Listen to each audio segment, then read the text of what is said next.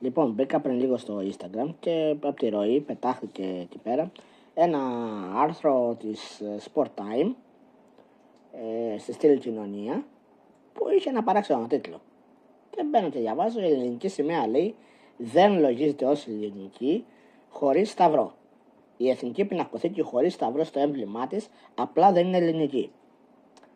Καταλαβαίνεις ότι αυτός ο τίτλος είναι clickbait. Έτσι. Κανείς θα μπει μέσα κατευθείαν να δει τι γίνεται. Και μπήκα κι εγώ γιατί αυτά με τρελαίνουνε.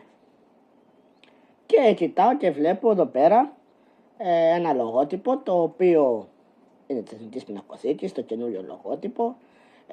Πλάει μια ελληνική σημαία και προσπαθεί εδώ ο συντάκτης να μας πείσει ότι, εγώ έτσι καταλαβαίνω δηλαδή, ότι το λογότυπο μοιάζει με την ελληνική σημαία και αφού αυτό το περαδόθε που έχει η πινακοθήκη με αυτό το μπλε πράσινο σιέλ, τέλος πάντων ένα πολύ υβριδικό χρώμα, εξαιρετικό, κατά τη γνώμη μου,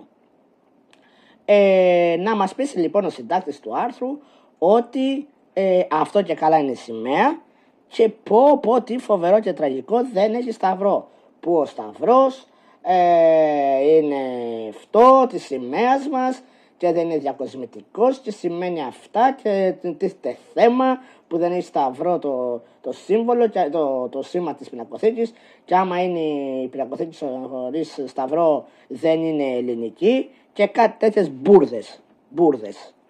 Λοιπόν, και ο τύπος εδώ πέρα, όποιος δεν μπορεί να το βρει το άρθρο στην κοινωνία είναι χτεσινό άρθρο, έτσι, το τσέκαρα, 26/11 του 25. Έτσι, από το πουθενά λοιπόν, του ήρθε του ανθρώπου, αυτός λέει ότι είναι δημοσιογράφος κατά τα άλλα, και εγώ μπορώ να το παίξω δημοσιογράφο, να μου βγάζω από το στομάχι μου ό,τι θέλω. Ο οποίος λέει κιόλας ότι εμπειρία στο blogging, ραδιόφωνο και τηλεόραση. Okay. Εγώ να δεις εμπειρία που έχω στο blogging, Λοιπόν, αυτά. Συγχύστηκα πάλι βραδιάτικα. Γεια.